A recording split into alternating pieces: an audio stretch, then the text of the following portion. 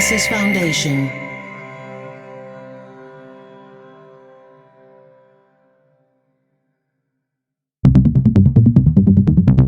Dublab.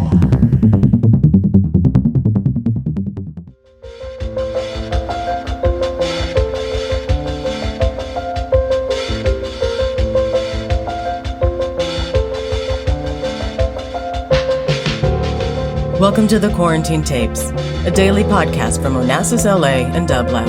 Hosted by Paul Holdengräber, this series chronicles shifting paradigms in the era of social distancing.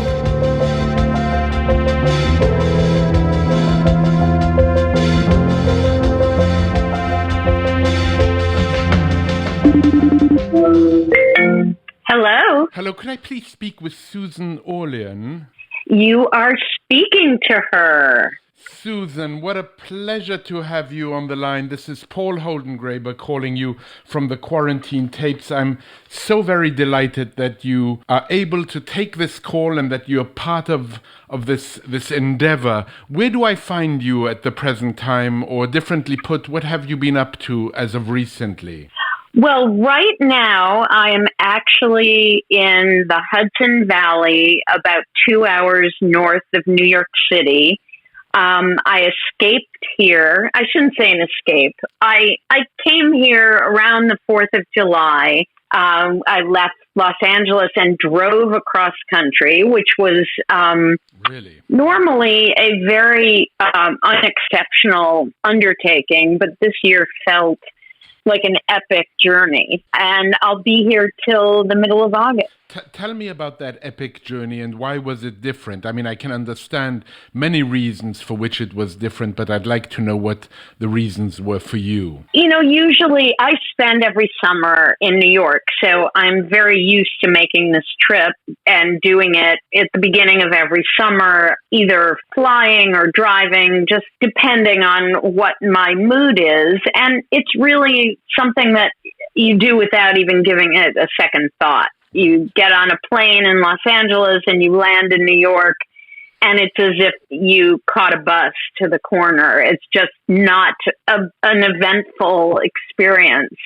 Or even driving. You get in the car and you make your way across the country, not anything that has ever given me pause. This year, given the circumstances of the moment, simply coming from one side of the country to another felt like a challenge and something where we had to strategize how we were going to do it, how we were going to minimize how much contact we had with people, what we were going to do when we stopped at gas stations.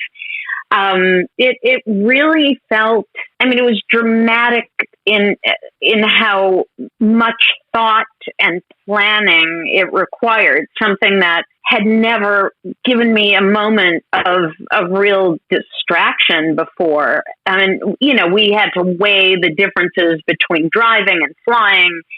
It made me appreciate how easily we travel, right, and how much travel has. I travel all the time and I never even give it a second thought. And suddenly a simple trip from Los Angeles to New York felt like a real challenge. What kind of precaution did you need to take that you remember most? My big concern initially was hotels, because it takes about 4 days to drive across the country, and it means staying in hotels 3 or 4 nights. We first looked on the websites of different hotels to see what they were claiming they were doing in terms of keeping their rooms clean.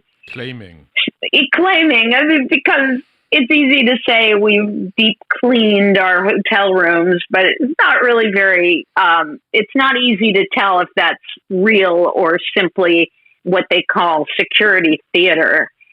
It's sort of performative and lots of claims about how much cleaning is happening. We also were, I should note, we were traveling with our dog and our cat. So we also had to find places where we could bring 2 animals. So this really was not the easiest trip in the world. some hotels will take dogs, but never a cat. And so we had to find places that were feline approved or approved of felines. So that was the first thing we did, was look into the hotels and kind of consider where we would feel comfortable staying. Then we equipped ourselves with a gigantic tote bag filled with masks and hand sanitizer and shields and gloves. And it looked like we were about to perform open heart surgery. We had so much prep. And we were aware we were going to have to stop and get gas and get food. And again, this is so odd because I've driven across country probably a dozen times, and you just get in the car and you go. It's not something that I've ever really spent a lot of time worrying or strategizing about how to do it. So this was a very different experience. We also had to fend off all of our friends who were saying, no, don't do it. It's dangerous. You have to.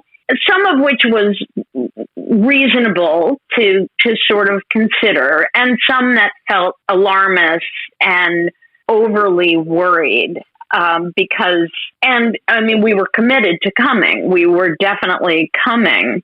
It wasn't going to be practical for us to fly with the animals. So driving really was the most logical way to come. I'll back up though and say one thing, which was in March when we began thinking about coming for the summer, I had the idea that we should get an RV, and that way we could stay in the RV and not have to deal with staying in hotels. And most RVs have little kitchens, so we could cook some food. And I thought it was a brilliant idea. My husband didn't think it was quite as brilliant, but I was convinced that this was the way that we could travel safely across the country.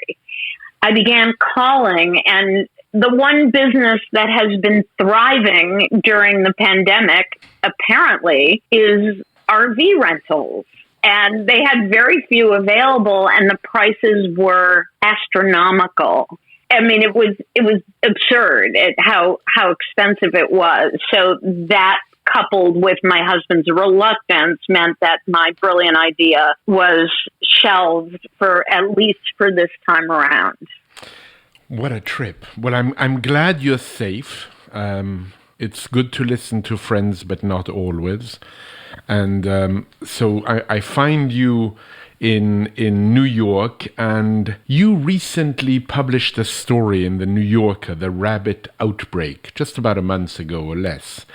Was it, Susan, your way of writing about the pandemic without writing about the pandemic?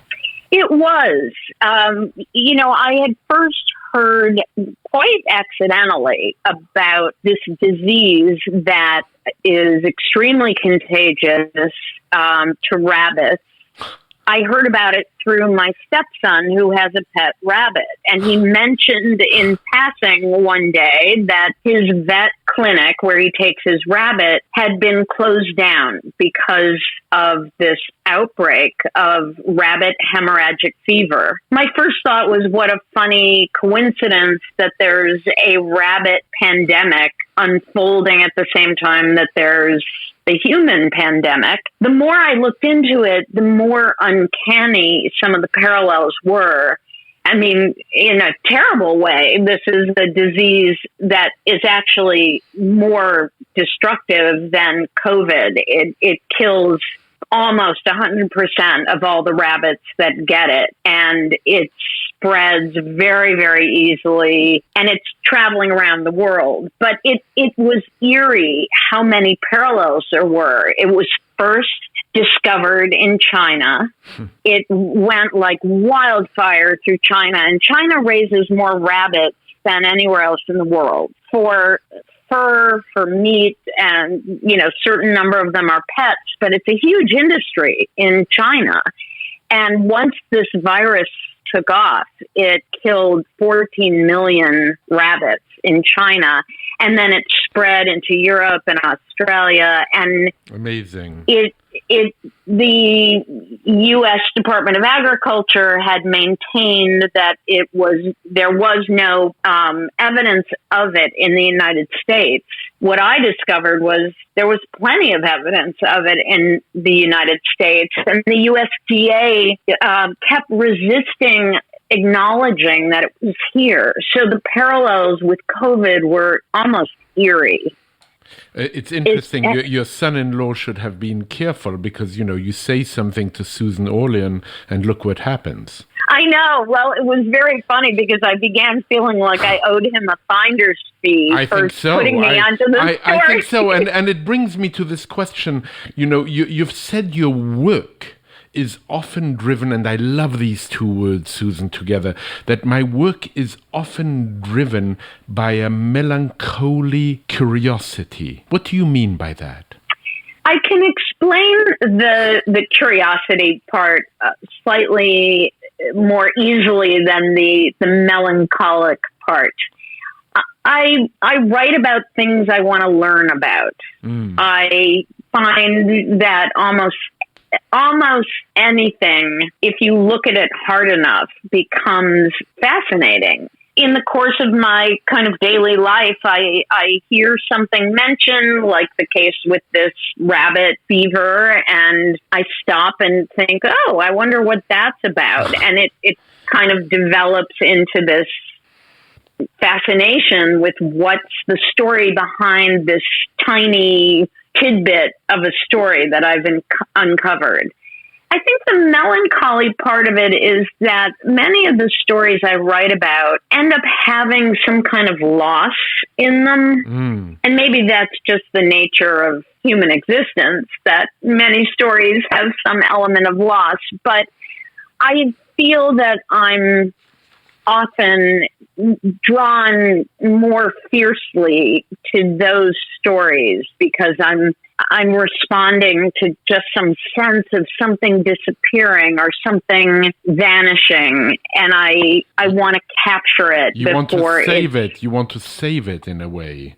Which you've spoken about also very, very beautifully. You've spoken about the desire through books to achieve some kind of permanence, which made me think of, that wonderful line of Borges when he says, when writers die, they become books, which after all is not too bad of an incarnation. And that is the truest statement I can imagine. And yes, I think books are immortal, and they allow you to have the thing that none of us can actually have, which is an immortality and an indelibility that books do have. And I think that's why ultimately it's a very optimistic gesture to write a book or to record a story or to commit to paper a memory or an observation. I think there's this optimism that, this will last and people will be able to experience this. But a lot of times I think that I'm quite interested in that evanescence of the things we experience. And curiosity, at least while we're alive, is certainly not a way of remaining immortal, but it's a way of remaining precisely alive. I've often thought of my father, who said that the more interests we have, the more interesting we are. In The Orchid Thief, you write something that I've always found fascinating. You say, I wanted to want something as much as people wanted these plants, but it isn't part of my constitution. I think people my age are embarrassed by too much enthusiasm and believe that too much passion about anything is naive. I suppose I do have one unembarrassing passion. I want to know what it feels like to care about something passionately. So, Susan, what are those passions for you at this moment? A different way of putting it, quite frankly, is what are you paying attention to in others now during this, let us say, troubled time? Obviously, we would all wish that this had never happened. I think that's a given. But it is causing us as a culture and as individuals to really re-examine things that we took very much for granted. I mean, when I think about what I was saying about traveling cross country, Yes. something that we just did in the blink of an eye without giving it much thought, suddenly the fact is that going 3,000 miles is significant, and reducing it to being something you do without even thinking about it in a way isn't necessarily the best version of being alive. Taking it fully as a significant process in a way makes you appreciate it more. Mm-hmm. I mean, in the past, people didn't travel 3,000 miles without thinking about it. They had to think about it a lot. They had to come by train, or it was slow and it was difficult and it had lots of challenges. And the simple ease of modern living has taken some of the enchantment out of it and the miraculousness out of a lot of what we do, because it's just so easy. Right. So suddenly it feels, I've thought a lot about how things that I hadn't really contemplated now require a lot of thought and a lot of calculation and a lot of consideration. I mean, even something, well, for most of us, this was very basic, something as simple as getting groceries, which I am one of those people who just would run to the grocery store every day, get whatever I wanted, never thought about it, never really considered that it was sort of amazing that there was all this food there available to me at any time, 24 hours a day. All of a sudden, it became a little perilous, and you didn't want to go to the grocery store every day, and you had to think, okay, I've got to really consider what I need and what I should get.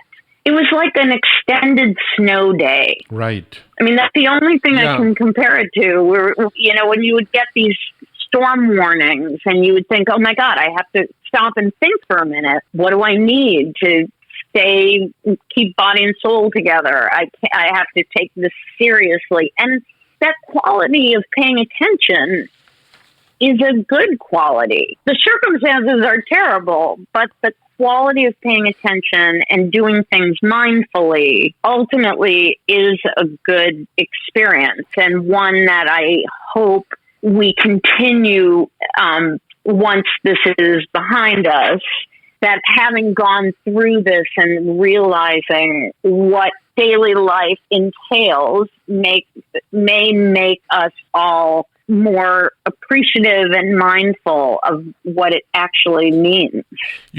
Susan, you were talking about this moment, and you yourself found yourself in the middle of an amazing storm, what we might call a viral story, and I would love for you to tell me, since you actually not only provoked this storm in some way, but you, I think, are very interested in the backstory of the story.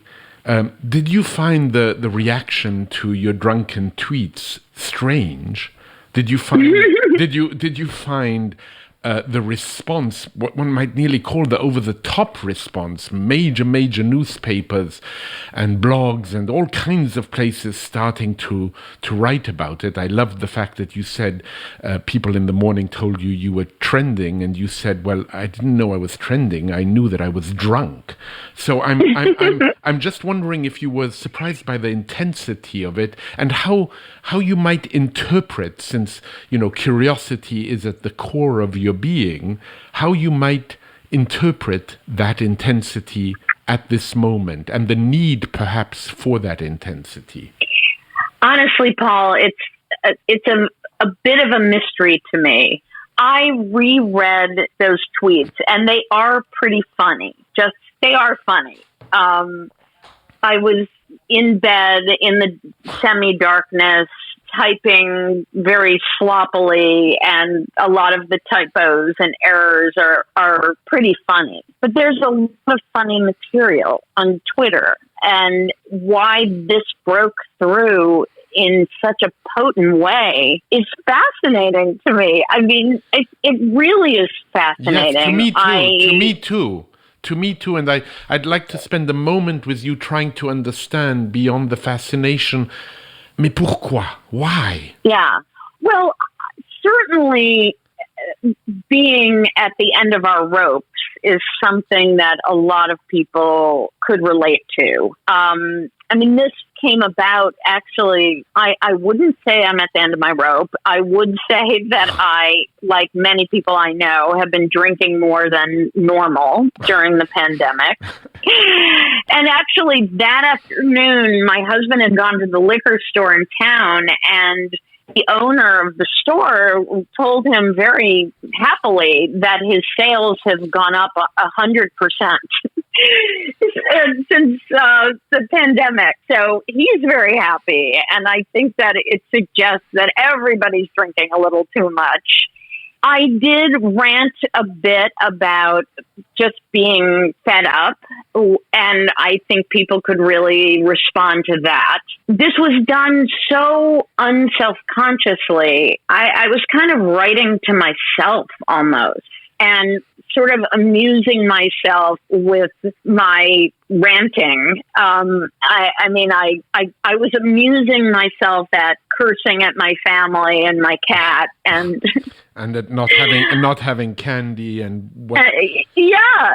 I mean, those were. And you still are amused, I think.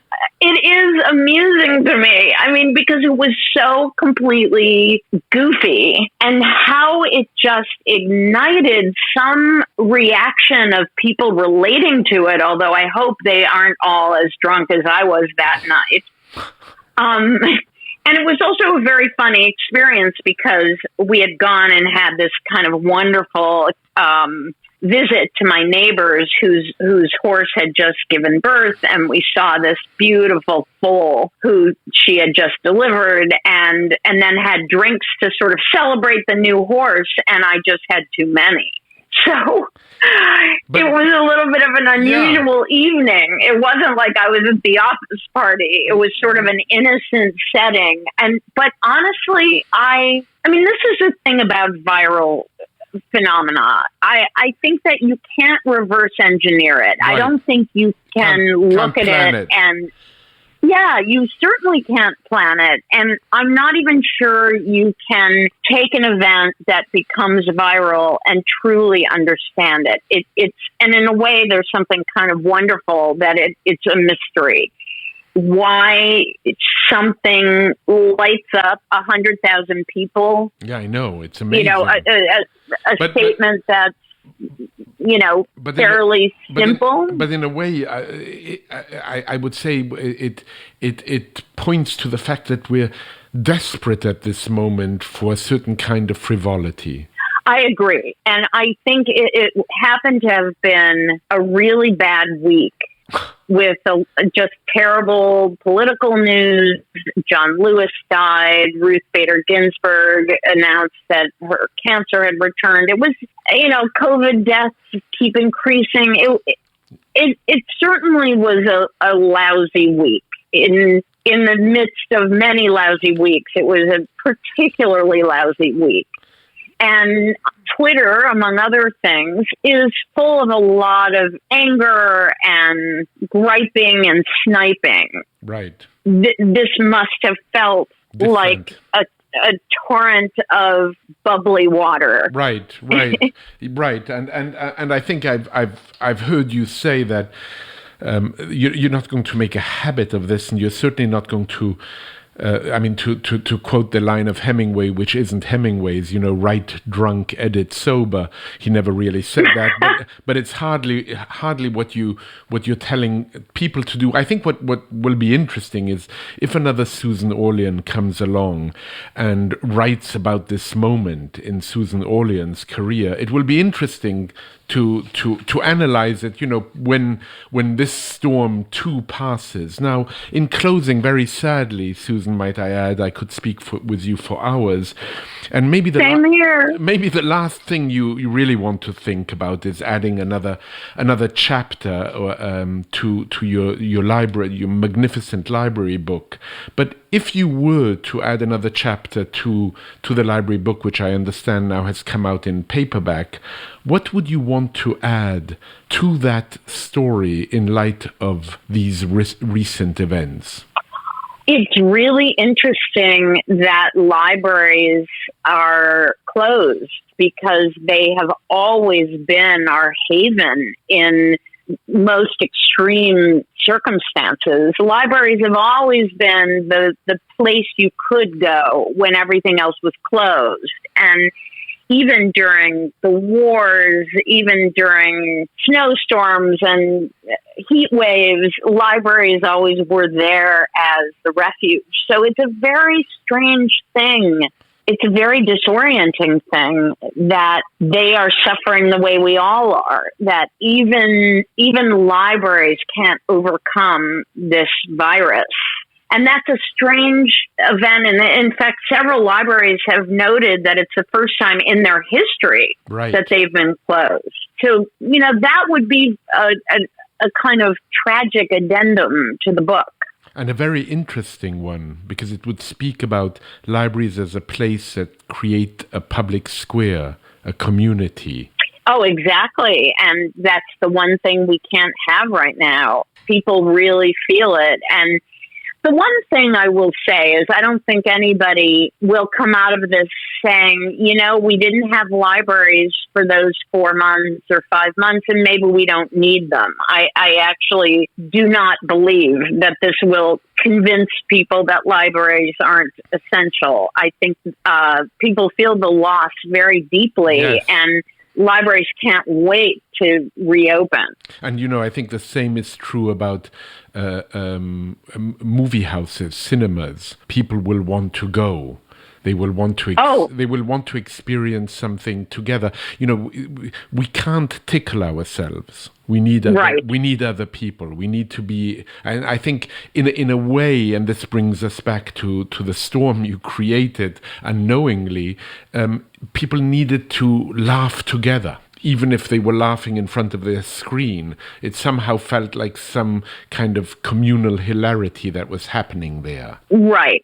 And that is the signature fact of this pandemic is the sense of isolation. And I think maybe it's a good reminder that we really do need to be together.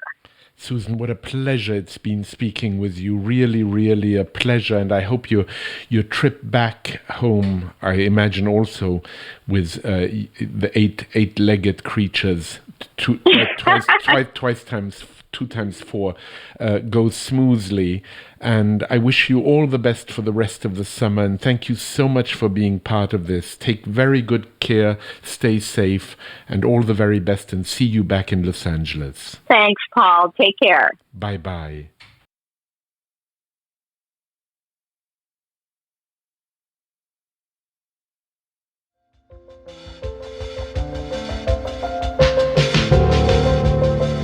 To support this show and Dublab's progressive programming, go to dublab.com/support.